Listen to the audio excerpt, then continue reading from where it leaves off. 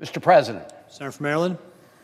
Mr. President, I rise today in support of Senator Kane's War Powers resolution to halt Donald Trump's unjustified, illegal, regime change war against Iran. We have a lawless president who is shredding our Constitution and attacking our democracy right here at home.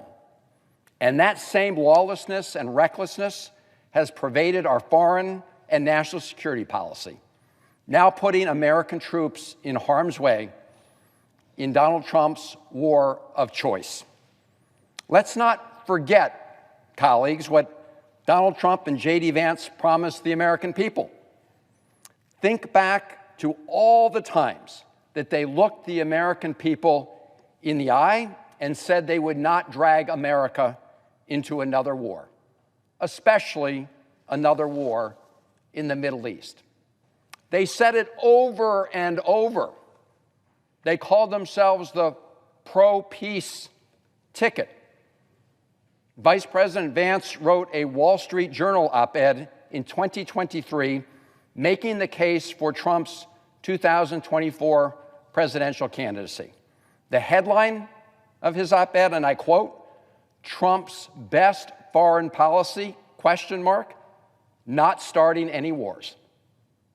That's what J.D. Vance promised would come from a Trump-Vance White House. The Director of National Intelligence, Tulsi Gabbard, sold, quote, "no war with Iran" shirts in 2020. 4 years later, she declared, and I quote, "a vote for Donald Trump is a vote to end wars, not start them," end quote. That's our current Director of National Intelligence, Tulsi Gabbard. Donald Trump even calls himself now the peacemaker. And on election night in 2024, he said, and I quote, "I'm not going to start wars, I'm going to stop wars." That was Donald Trump at the end of his campaign, repeating what he had said throughout his presidential campaign. Well, they broke their promises. They lied directly to the American people. President Trump has already ordered more military strikes against more countries than any president in the modern era, including against countries that have never been targeted by the U.S. military. And now Trump has launched an all-out, illegal, regime change war of choice against Iran. And let's be clear, this is not a war to make us safer. What the president has done is to make the world less safe for Americans. And he's chosen to put American servicemen and women at risk for a war that he said he would never start, that he promised he would never start. As of today, we have lost 6 brave American service members to this war. I pray for them and their families. They should still be with us today. In response to their deaths, President Trump said just yesterday that, quote, "sadly, there will likely be more. That's the way it is." That's how Donald Trump responds to American troops killed in this war of choice that he started. He said, "that's just the way it is." Really, colleagues? We should not send our sons and daughters to fight and die. We should not spend billions of dollars of taxpayer money for a war that is not in our interests and has no end in sight. No one in the Trump administration, including the president, has made a credible argument for why it's in America's interests to start a war against Iran. They haven't because it isn't. Donald Trump and his administration have spent the last 48 hours telling different reporters and news agencies a whole host of different objectives and a whole set of different timelines. One claim that has been thoroughly debunked was that Iran was going to strike America first. That is a lie. It's a proven lie. So now, Secretary of State Marco Rubio is spinning another version of this. He said we had to strike Iran first because Israel launched an attack on Iran. And here's his twisted logic. Israel was going to strike Iran, and of course, we knew nothing about that. But we knew that if Israel struck Iran, that Iran would strike us, so we had to strike Iran first. Mr. President, the deception is deep and it's sickening. This administration lied to the American people during the campaign, before they were in office, and they're lying now. Another objective that has been cited was to end Iran's nuclear weapons capability. But we know that Iran does not have a nuclear weapons capability. That's also a lie. And of course, we know that President Trump told the country that American and Israeli strikes last year had completely obliterated the Iranian nuclear weapons program. Remember that? And of course, this is the president who in his first term ripped up the agreement between the United States and Iran to prevent Iran from obtaining nuclear weapons. We also know from the Omani intermediaries, including the foreign minister of Oman, that Iran was willing to put much tighter restraints on any future possible nuclear enrichment programs. But apparently the Trump administration had already decided to go to war. Another reason we've heard from members of the administration, and they're constantly shifting rationales, has been Iran's ballistic missile program. But Iran has 0 missiles that can reach the United States, not even close, none. So in yet another interview, Donald Trump said the aim is, quote, freedom for the Iranian people, unquote. In other words, regime change.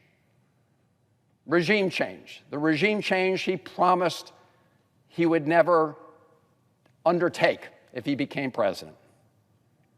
Now, colleagues, we all know, every one of us, that the Iranian government is a terrible regime, brutal to its own people, dangerous to the region. But we've also learned from history that bombs don't turn dictatorships into democracies. And already, the Israeli and American strikes on Iran have produced mass civilian casualties. We've already seen reports of hospitals being bombed. In one strike alone, at least 175 civilians were killed at an elementary school, most of them schoolgirls, which has the hallmarks of a war crime. These killings should not be a surprise, especially when Secretary Hegseth said this morning that the operation would have, quote, no stupid rules of engagement. That's what the Secretary of Defense said. Anything goes. This is not a way to bring solidarity and support from the Iranian people. When we and the Israelis take out a country's leadership, we have no idea what will emerge next. In fact, back in 1953, the United States and the United Kingdom backed a coup against a democratically elected leader in Iran that enabled the Shah of Iran to consolidate power in the country. Some people thought that served American interests at the time. Instead, it became one of the primary drivers of the Iranian Revolution of 1979 and the creation of the Islamic Republic and its ideology. So beware what you ask for. Indeed, according to public reports, the CIA assessed that the most likely scenario if the supreme leader was killed was that more radical elements of the IRGC would take power in Iran. This does not advance America's interests in the region or the world. It will not make us safer. It will make the world less safe for America. And is it now the policy of the United States to go to war against every regime we hate? Colleagues, that's going to cost a lot of American lives and treasure. And that's presumably why Trump and Vance had previously been opposed to regime change and wars of choice. So beware what we ask for when we open up Pandora's box. Have we not learned the lessons of Iraq? The Iraq War cost the lives of 8,000 American soldiers and contractors. It cost trillions of dollars in taxpayer money. The war upended the region, killed hundreds of thousands of Iraqi civilians, and helped spawn ISIS. It was the worst U.S. foreign policy blunder in a generation. And the big winner from the war in Iraq? Iran. Iran was the big winner. So now Israeli Prime Minister Netanyahu says this war against Iran is something he has, quote, yearned to do for 40 years, unquote. Well, he got the war he wanted from Donald Trump. But there is a reason past presidents have not started wars against Iran, and that's because they refused to risk American lives and open Pandora's box for a regime change war when they had no idea how it would end. And this war is rapidly turning into a conflict that we feared, a widespread escalatory regional war with no end in sight. Iran has retaliated to U.S. and Israeli attacks by attacking U.S. assets and bases in every Arab country in the Persian Gulf, as well as targets in Israel, resulting in further loss of lives. This includes drones and missile strikes on civilian infrastructure throughout the region. And just last night, Hezbollah joined the fray, launching missiles into Israel, prompting airstrikes from Israel into Beirut and across Lebanon. This is not America first. And we have no idea where it's going. What we do know is that the framers of our Constitution never envisioned this to be allowed under our system of government. It's why the framers in our Constitution gave Congress the power to declare war. They didn't want to give that power to one person. They didn't want to give that power to somebody like Donald Trump, who has said publicly that the only thing constraining his power is, quote, my own morality, my own mind, unquote. That's what Donald Trump has said. So, colleagues in the Senate, you must understand that is not what the Constitution requires. The Constitution requires Congress to act to declare war. So it's more important than ever that Congress stand up for the Constitution, that Congress insist that the president cannot continue these hostilities without approval from Congress, shouldn't have started them without approval of Congress. And so the resolution before us asks a simple question. Do you support the Constitution of the United States and the role it gives to the United States Congress? That role to declare war.